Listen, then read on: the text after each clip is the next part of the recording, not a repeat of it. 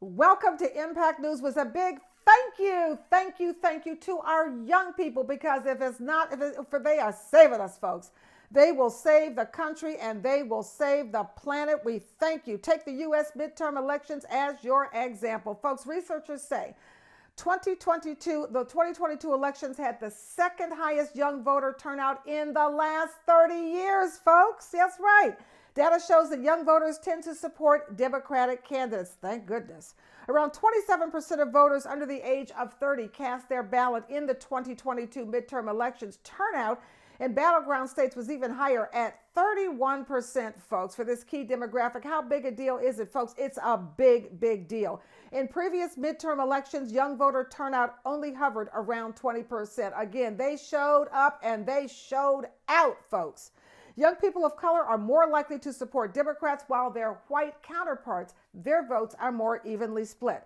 And you should know, of the 8.3 million newly eligible young voters in 2022, in the 2022 midterms, around 3.8 million are youth of color. And here's how that breaks down. You got 2 million Latinos, you got 1.2 million black youth, you got 500,000 Asians, and 80,000 Native Americans getting that job done. In the 2022 midterms, 89% of black youth and 68% of Latino youth voted for a Democratic House candidate, folks. That's compared with 58% of white youth. What are their top priorities? We all know what they are. Healthcare, mass shootings. How sad. Mass shootings, folks. And mental health, very important. Also, abortion is a top concern among cisgender women, also trans men, trans women, and gender fluid Gen Zers. Thank you for your service. You may not have been in the military, but you saved this country, and we need you to keep going, because we got your back and we're backing you 1,000%. Stay with me. I've got the news. I've got your financial news as well as your general news. I've got your Ask Dr. K health report, missing the slay word, and the international report. Stay with me and stay updated.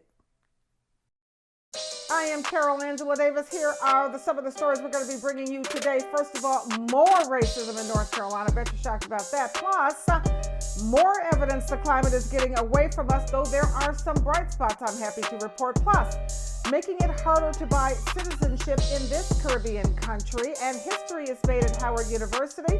Also, we've got your financial news, your international report, and your health news with Ask Dr. K. Stay with me.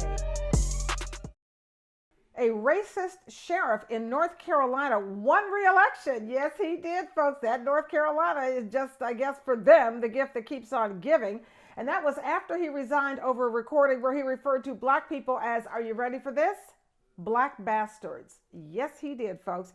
It's all playing out in Columbus County, North Carolina. The sheriff's name is Jody Green. He is a Republican who was caught on tape saying he's, quote, sick of these black bastards, unquote. Yes, he did. He was referring, by the way, to his black deputies, the people who work for him. Boy, I'll tell you, you're not safe. You're not even safe in work, because you don't know what the other deputies will do to you. Green reportedly also said, every black that I know, you need to fire him to start with. He's a snake. Woo, these are the worst people. And more than half of Columbus County voters, you know what they said to that? No problem, dude. And they voted for him. That's right. That's what's going on in that. Just to say it again, that's happening in Columbus County, North Carolina. Let's move on to Republican Senator Josh Hawley of Missouri, folks. He's suggesting that the GOP won't treat Herschel Walker like a full senator, okay, if he wins in the Georgia runoff against Senator Raphael Warnock, which he won't, but it doesn't matter. The point remains the same. You remember him, of course, Missouri Senator Josh Hawley. He's the one who pumped his fist. He became infamous for that. Remember, he pumped his fist to support rioters shortly before they illegally broke into the Capitol on January 6, 2021. His comments come after top Senate Republicans moved not to delay, they already held it, a party leadership election vote instead of delaying it until after the runoff in Georgia, so that Walker, if he wins, which he won't, will be able to participate. Now that is so mad. Josh Hawley is just, oof. Really, folks, Missouri, I know you're better than that. I know you're better than that. Okay, let's move on. Data from the United Nations Development Program, it indicates that climate emissions may be up to twice as deadly as cancer in some parts of the world. That's because higher temperatures and a warmer climate apparently put cardiovascular and respiratory systems under stress. Here's an example of just how fast, folks, climate emissions are heating up the planet. We're going to take a look at Maracaibo, Venezuela. In the 1990s, it averaged 62 annual days with temperatures exceeding 35 degrees centigrade or 95 degrees Fahrenheit. However, by mid-century, that number is expected to climb to 201 days. Imagine having almost a third of the days of the year over 95 degrees. Ooh, very hot, too hot. Okay. Also, folks, we have 9 years left to prevent catastrophic warming. Remember, there was 10 before Trump got in. He didn't do a thing. Now we're down to 9. Okay, catastrophic warming is going to bring disastrous extreme weather. And we know that. Rampant hunger and disease, folks, you know that. And the collapse of ecosystems that humanity depends on to survive, people. A new study just released by the Global Carbon Project finds no sign of the decrease that is urgently needed. That's right, folks, to save the planet. The report says emissions remain at record levels this year with fossil fuel giants and governments plowing ahead, folks. Oh yeah, just push it on forward with new extraction efforts that could push climate targets out of reach, all right? They say bold action is needed. The scientists add if current emissions levels persist, if what we're doing right now doesn't change, there is now a 50% chance that global warming of 1.5 degrees centigrade will be exceeded in 9 years, folks. And they say emissions from coal and oil, guess what? They are above their 2021 levels, with oil being the largest contributor to total emissions growth. Folks, emissions in both the United States and India have increased compared to last year, while China and the European Union are expected to report small declines. Several African countries are pledging to supply more people, more fuel to Europe. That's right. But there are some bright spots, folks, in Kenya. Kenya says it will not develop its hydrocarbon deposits, but instead will invest only in clean energy. And in Norway, Norway's state-owned energy company put a hold on plans to develop a new Arctic oil field. America must do better, and that depends on you. What are you willing to do? All right, let's move on. Can you believe that a Russian software disguised as American found its way into the U.S. Army via an app, people? Oh, yes, it's really something. The company in question is Push. Its code has been embedded into almost 8,000 apps in the Android and the Google and the Apple's app stores. All right, and it was installed in the apps of a wide array of international companies, also influential nonprofits and government agencies. The company reportedly presented itself as based in the United States, but it's actually Russian, based in Russia. Yeah, folks. In U.S. regulatory filings, guess what? It presented itself as that U.S. company using a California address that apparently does not exist, and citing and mentioning D.C. executives who apparently also don't exist. Okay? Push's business with U.S. government agencies and private companies could violate contracting and U.S. Federal Trade Commission laws and possibly trigger sanctions. But fortunately, it's been removed from a lot of places, but it's still out there. All right, let's look at the diaspora. Let's go to the Caribbean. St. Kitts and Nevis says it's only accepting fiat currency such as the U.S. dollar as a form of payment for persons who are seeking to participate in its citizenship by investment program. Now, so far, the country has not passed any legislation regarding cryptocurrency. It is also participating in the Eastern Caribbean Central Bank's pilot program. That program is studying the utilization of cryptocurrency as a fiat currency. St. Kitts and Nevis Citizenship by Investment Program, believe it or not, get this, it's the oldest in the world. Yes, it is, having been established in 1984. All right, moving on. Could Africa and the Caribbean become Europe's green energy producers? Interesting. That's the word from the inaugural Caribbean Investment Forum. It was organized by the Caribbean Export Development Agency and held in Trinidad and Tobago. The Caribbean, as you know, has solar, it has wind, it has wave, river water, and volcanoes. It has 19 volcanoes from which it can generate energy, which it considers a gigantic energy advantage. All right, let's turn to the let's turn to Africa, to the Democratic Republic of Congo and Zambia.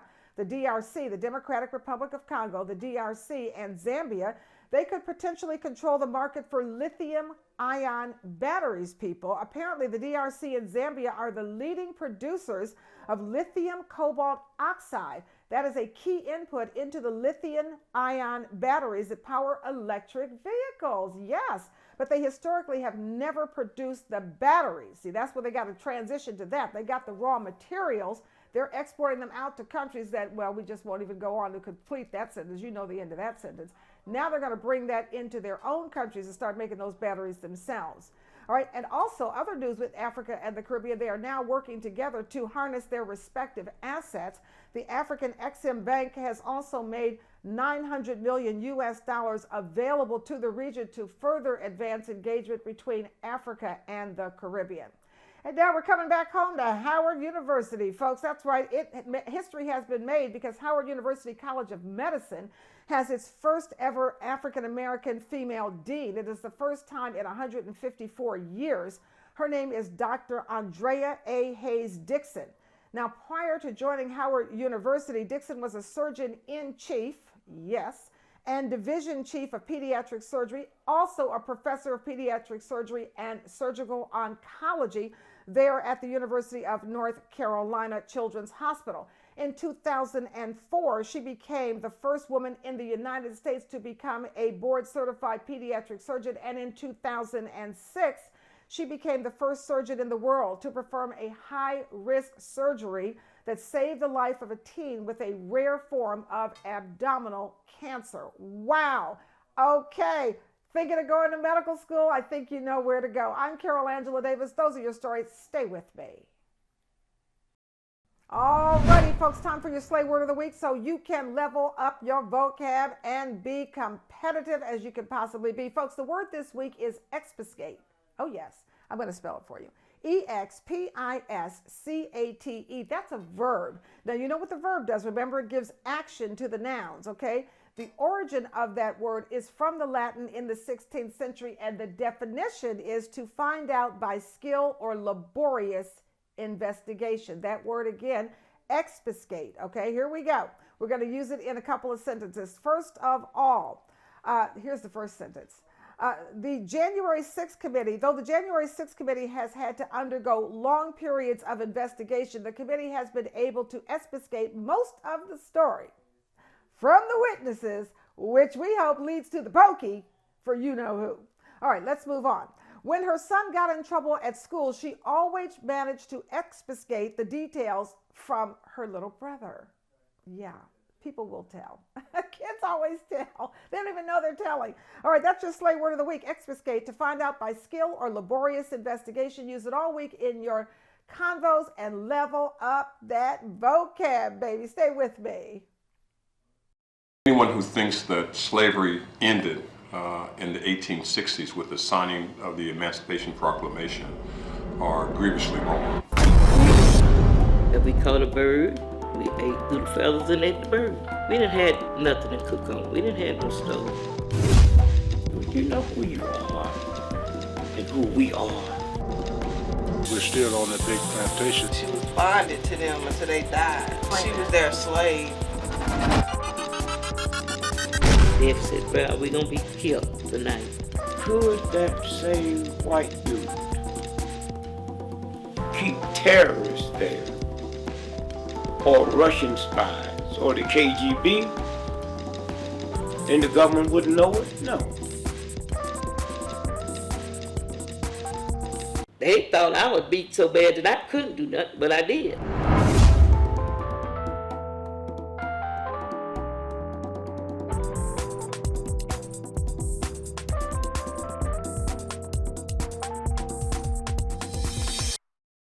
Are you? We are out there looking for you, and this is our segment, as you know, where we highlight missing African-American girls, and with your help, we'll find them.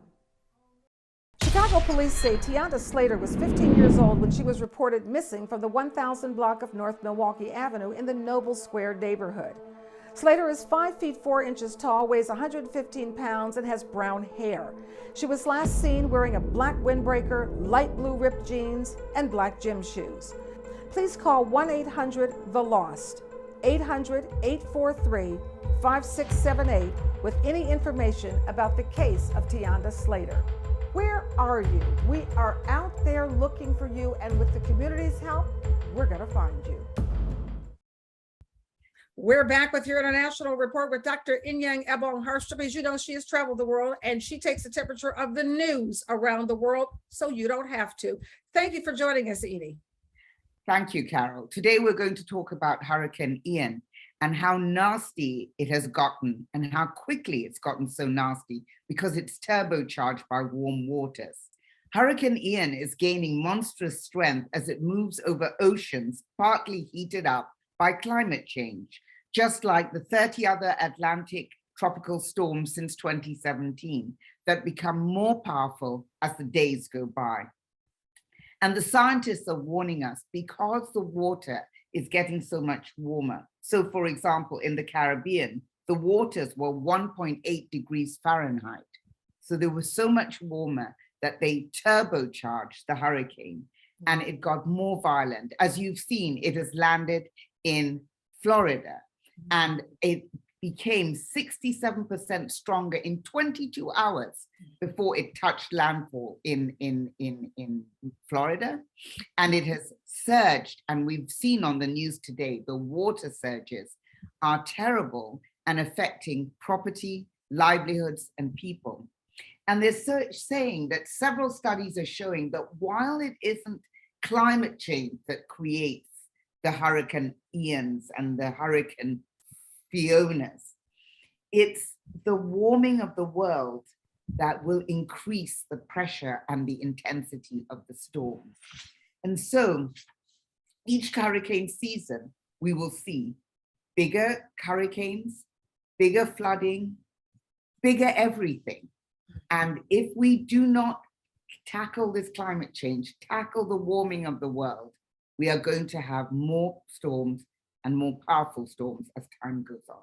Thank you. It's really scary. And I'll tell you something, the other thing we also need is very smart leadership in every country all over the world, because we need leadership that's going to help us solve this problem. They have to work together. We need people who are standing strong on solidarity and helping everyone, not just some people. Thank you so much, Dr. Inyang Ebong Harsham. She takes the temperature of the world news all around the world for you every week. Thank you so much, Edie.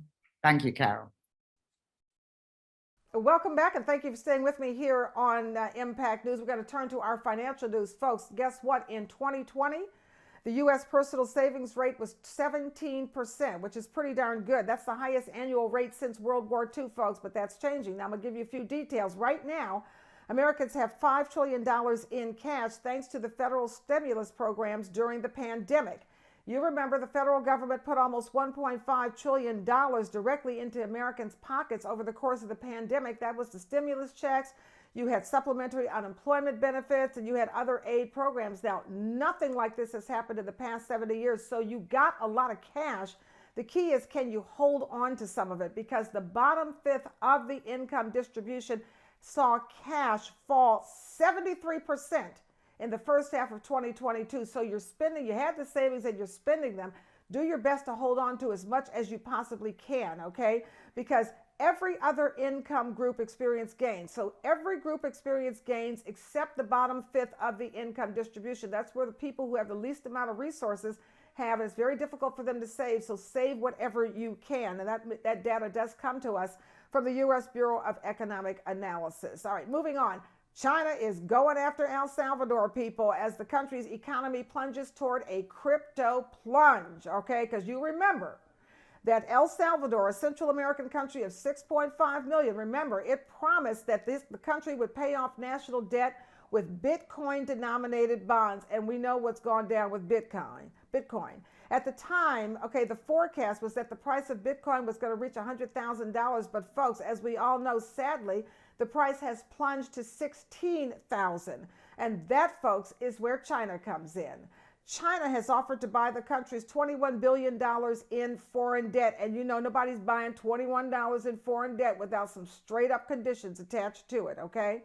And now, so to accept debt financing from China is going to signify a very definitive break from the U.S. and a move towards China, Russia, and Turkey. So there's some trouble down there.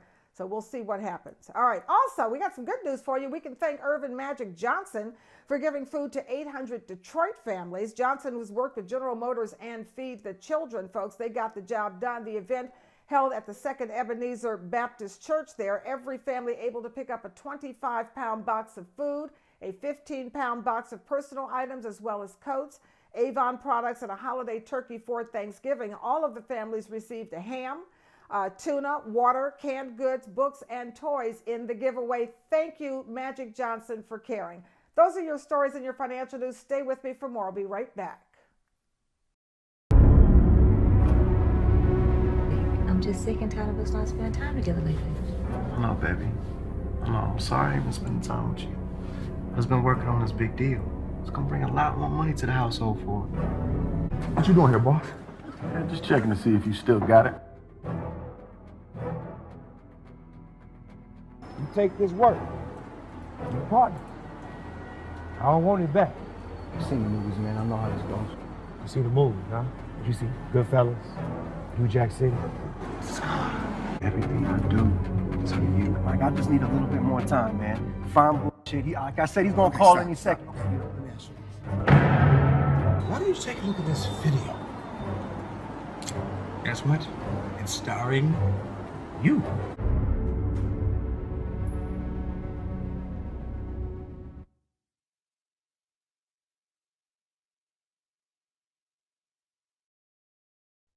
Welcome. Here we are closing out the show, obviously with your health in mind, because let's face it, if you got your health, you got everything. That's why Dr. K is talking to you every week about the things you have to consider if you want to live a long and healthy life. Welcome, Dr. K. Thank you. Thanks so much for having me. I would like to talk about preservatives that are found in many of the products that Black women use, that are marketed to Black women. And when a Black African-American women's breast cancer cells are tested, for some reason, the presence of parabens causes the cells to grow and divide, so basically metastasize at a much higher rate than it does cells that come from Caucasians. But naturally, Black cell lines are not tested in breast cancer research like white cell lines are. But when they're tested, parabens are the problem. Parabens are used in a lot of hair products, a lot of cosmetics, because they prevent the growth of bacteria, funguses, and other contagious infected things to come into the cosmetics. So they're in there. The problem is they're in, first of all, our perms. Everybody my age and probably into their 40s have been getting perms maybe their whole life.